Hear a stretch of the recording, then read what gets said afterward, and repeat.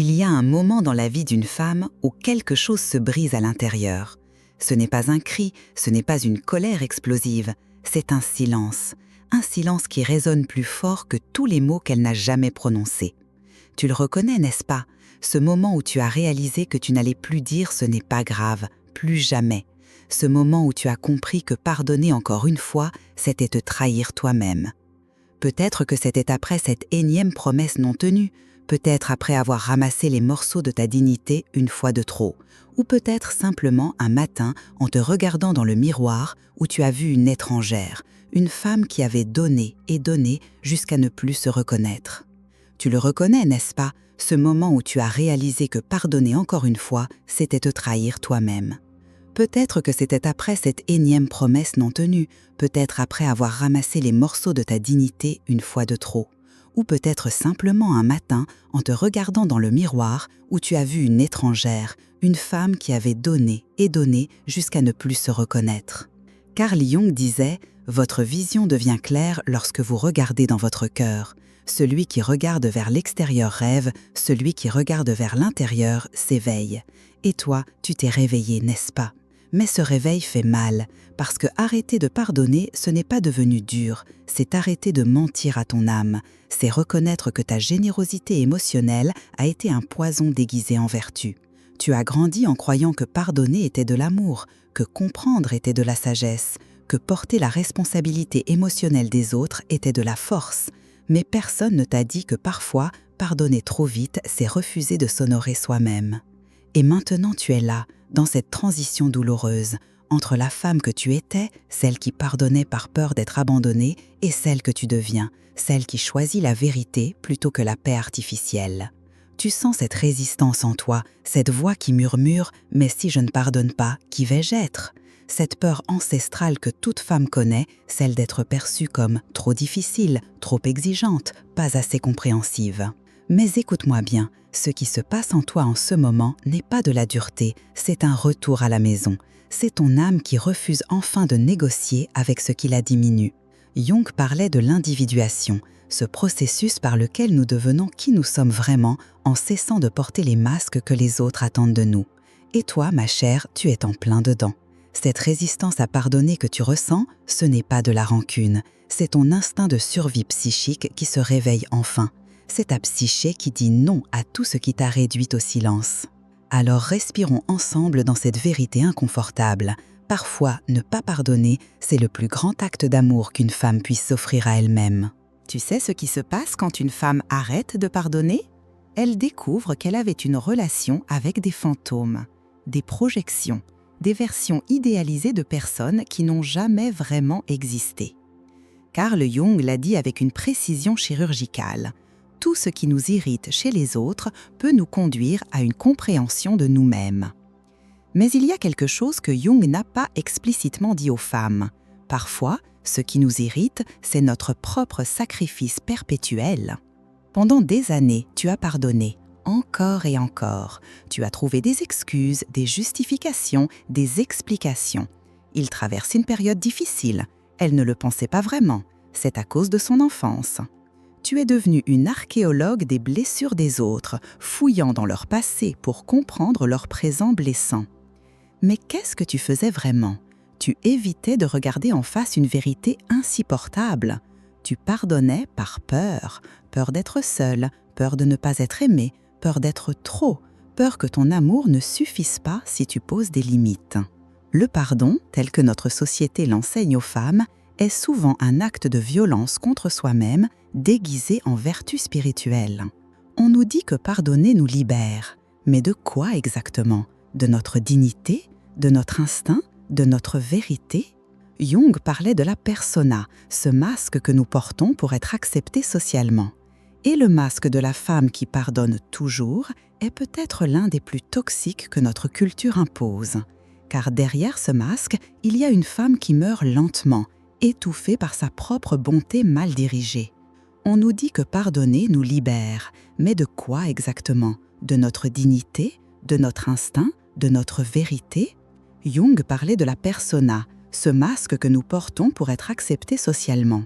Et le masque de la femme qui pardonne toujours est peut-être l'un des plus toxiques que notre culture impose. Car derrière ce masque, il y a une femme qui meurt lentement, étouffée par sa propre bonté mal dirigée. Quand tu arrêtes de pardonner, tu ne deviens pas cruel, tu deviens vrai. Tu arrêtes de porter la responsabilité émotionnelle du monde entier sur tes épaules. Tu arrêtes de croire que ton amour peut guérir ceux qui ne veulent pas guérir.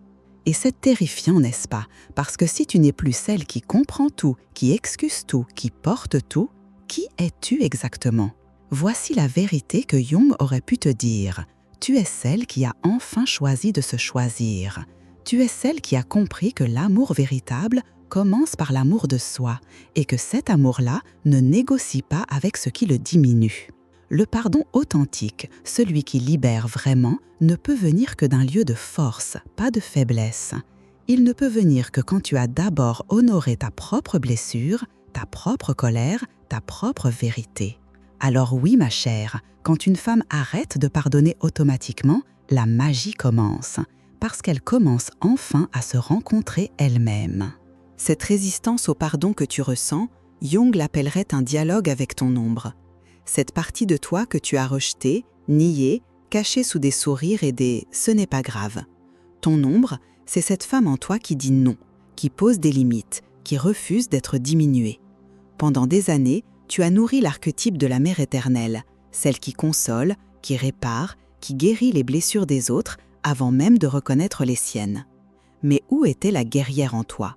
Où était celle qui protège ton territoire sacré?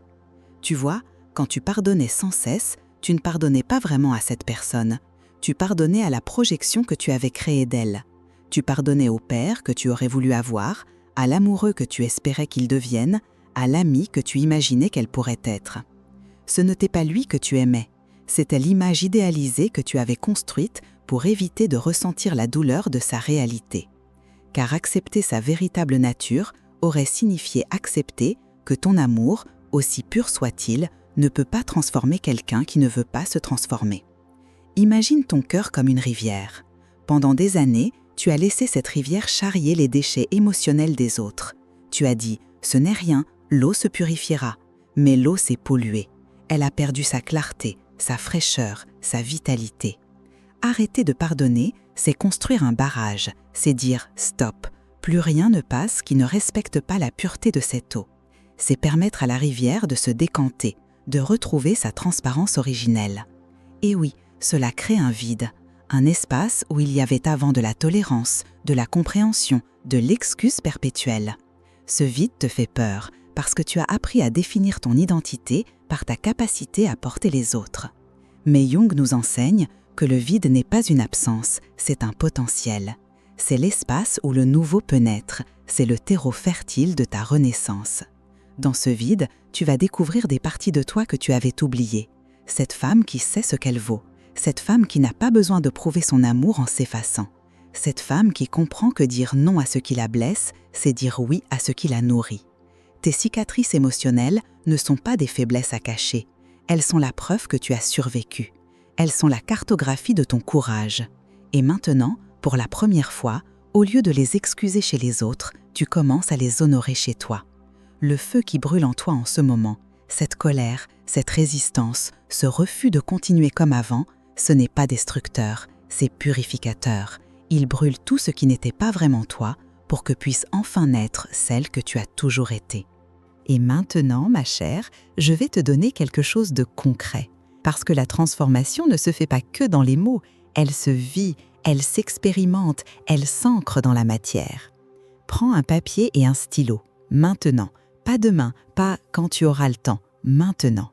Écris une lettre à cette personne à qui tu as trop pardonné. Mais attention, cette lettre, tu ne l'enverras jamais. Cette lettre est pour toi, pour ton âme, pour cette partie de toi qui a besoin d'être entendue.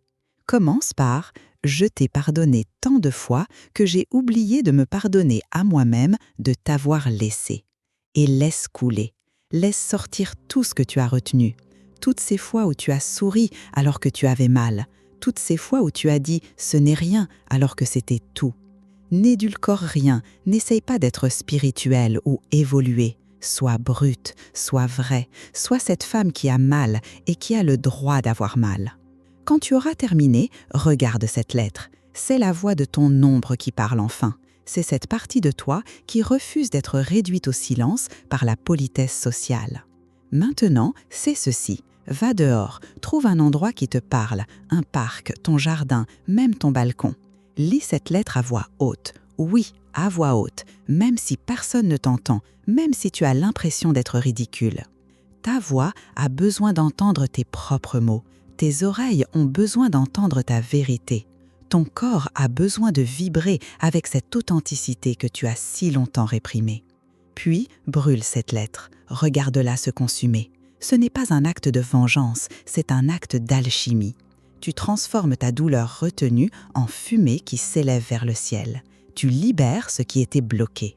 Mais ne t'arrête pas là, va maintenant dans ta maison et change quelque chose, n'importe quoi. Déplace un meuble qui était là depuis trop longtemps, change tes draps, jette cette photo qui te fait mal, achète des fleurs pour toi, pas pour quelqu'un d'autre. Ton environnement doit refléter ta transformation intérieure. Si tu changes à l'intérieur, mais que tout reste pareil à l'extérieur, une partie de toi va croire que rien n'a vraiment changé. Jung disait que nos espaces extérieurs reflètent nos espaces intérieurs. Alors crée un espace qui dit « Ici vit une femme qui se respecte. Ici vit une femme qui ne négocie plus avec ce qui la diminue. » Et ce soir, avant de te coucher, regarde-toi dans le miroir et dis « Je choisis de me choisir ». Dis-le, même si tu n'y crois pas encore complètement. Dis-le pour que ta psyché commence à comprendre que quelque chose a changé. Ton inconscient a besoin de preuves concrètes de ta transformation. Ces gestes, ces rituels, ces changements physiques, ce sont des messages que tu envoies à ton âme profonde. Tu n'es plus la même femme qu'hier et ton environnement doit le savoir. Maintenant, je vais te poser une question qui va peut-être te déranger. Une question que Jung posait à ses patients quand ils étaient prêts à regarder plus profondément dans leur âme. Qu'est-ce que tu espérais vraiment obtenir en pardonnant sans cesse? Arrête-toi un instant, respire et descends plus profond que la réponse automatique « je voulais juste aimer ». Descends plus profond que « c'est ce qu'on m'a appris à faire ». Qu'est-ce que tu espérais vraiment? Tu espérais être indispensable, n'est-ce pas? Tu espérais que ta capacité infinie à comprendre, à excuser, à réparer ferait de toi quelqu'un d'irremplaçable. Tu espérais que ton amour inconditionnel serait si précieux qu'on ne pourrait jamais te quitter. Tu as utilisé le pardon comme une monnaie d'échange émotionnel. Si je pardonne assez, je serai aimé. Si je comprends assez, je serai gardé. Si je porte assez, je serai nécessaire. Mais voici ce que Jung t'aurait dit. Cette stratégie ne marche jamais, parce qu'elle vient de la peur, pas de l'amour. Elle vient du manque, pas de la plénitude. Et les gens sentent cette énergie de manque. Elle les repousse autant qu'elle les attire.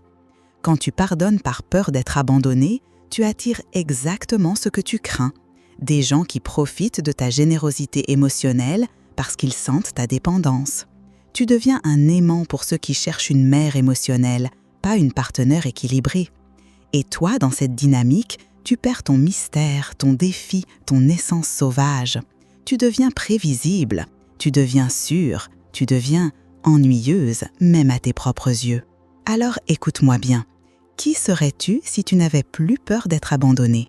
Qui serais-tu si tu savais au plus profond de tes cellules que tu es déjà complète, que tu n'as besoin de personne pour exister? Qui serais-tu si tu cessais de porter la responsabilité émotionnelle des autres et que tu assumais enfin la responsabilité de ton propre bonheur? Cette femme-là existe déjà en toi. Elle a toujours existé. Elle était juste étouffée sous des couches de conditionnement social, de peurs ancestrales, de croyances limitantes sur ce que signifie être une bonne femme. Quand tu arrêtes de pardonner automatiquement, tu libères cette femme authentique. Tu lui donnes enfin la permission d'être exigeante, d'avoir des standards, de dire non sans culpabilité. Et tu sais ce qui est magique? Les bonnes personnes ne fuient pas cette authenticité. Elles la respectent, elles l'admirent. Elles sont attirées par cette force tranquille qui émane de quelqu'un qui se connaît et se respecte. Alors arrête de t'excuser d'exister pleinement. Arrête de minimiser tes besoins pour rassurer les autres. Tu n'es pas ici pour être confortable pour tout le monde. Tu es ici pour être vrai. Il y a quelque chose que les autres psychologues ne t'ont peut-être jamais dit, mais que Jung comprenait parfaitement. Parfois, ce que nous appelons pardon n'est qu'une forme sophistiquée de déni. Tu te souviens de Viktor Frankl, cet homme qui a survécu au camp de concentration et qui a découvert que même dans les pires conditions, nous avons toujours le choix de notre attitude ? Eh bien, Frankl savait quelque chose que beaucoup ignorent. Il y a une différence entre accepter ce qui nous arrive et accepter ce qui nous diminue. Quand tu pardonnais encore et encore, tu pensais choisir l'amour. Mais en réalité, tu choisissais souvent l'évitement. Tu évitais la confrontation avec ta propre valeur. Tu évitais de faire face à cette vérité dérangeante. Tu mérites mieux. Erich Fromm parlait de l'art d'aimer, comme d'une discipline qui demande de la connaissance, de l'effort et de la concentration. Mais il parlait aussi du pseudo-amour, cette forme d'attachement qui naît de la peur de la solitude plutôt que de la plénitude de l'être. Ton pardon automatique, ma chère, c'était souvent du pseudo-amour. Un amour qui disait « Je t'accepte tel que tu es, même quand tu me blesses, parce que j'ai peur de qui je serai sans toi. » Mais l'amour véritable, l'amour jungien, c'est différent. C'est un amour qui dit « Je t'aime assez pour ne pas participer à ta destruction. Je t'aime assez pour ne pas te permettre de me détruire. » Alfred Adler avait raison quand il parlait de cette force vitale en nous, cette volonté de puissance qui nous pousse vers l'épanouissement. Quand tu pardonnes par faiblesse, tu trahis cette force.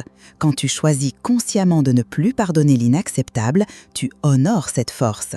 Et Carl Rogers, il parlait d'acceptation inconditionnelle, oui, mais il parlait d'accepter l'être humain, pas d'accepter ses comportements destructeurs. Il y a une nuance cruciale là-dedans. Tu peux comprendre pourquoi quelqu'un agit mal sans pour autant accepter que ce mal te soit fait. Regarde où tu en es maintenant. Cette résistance que tu ressens, cette fatigue du pardon, c'est ton système psychique qui se régule enfin. C'est ton instinct de survie émotionnelle qui sort de son hibernation forcée. John Bowlby nous a enseigné que nous sommes des êtres d'attachement. Mais il a aussi montré que les attachements toxiques créent des blessures profondes qui se répètent de génération en génération. Quand tu arrêtes de pardonner l'inacceptable, tu brises cette chaîne. Tu guéris non seulement pour toi, mais pour toutes les femmes qui viendront après toi. Karen Horner réidentifiait ce besoin maladif d'approbation qui pousse certaines personnes à s'effacer pour être aimées. Elle appelait cela le mouvement vers les autres quand il devient compulsif. Ton refus de pardonner automatiquement, c'est ton mouvement vers toi-même qui reprend enfin ses droits. Tu n'es pas en train de devenir cruel, tu es en train de devenir équilibré. Tu apprends enfin la différence entre l'amour et la dépendance, entre la compassion et la complicité, entre pardonner et s'oublier. Cette phase que tu traverses, Jung l'appellerait une nuit noire de l'âme, nécessaire avant la renaissance. Tu meurs à qui tu étais pour naître à qui tu es vraiment. Maintenant, asseyons-nous ensemble dans cette vérité inconfortable. Peut-être que toute ta vie, on t'a menti sur ce qu'était vraiment la force féminine. On t'a dit que ta force résidait dans ta capacité à tout supporter, dans ta capacité à comprendre l'incompréhensible, à pardonner l'impardonnable, à aimer l'inaimable. On t'a dit que c'était ça, être une femme spirituellement évoluée. Mais Jung savait quelque chose de différent.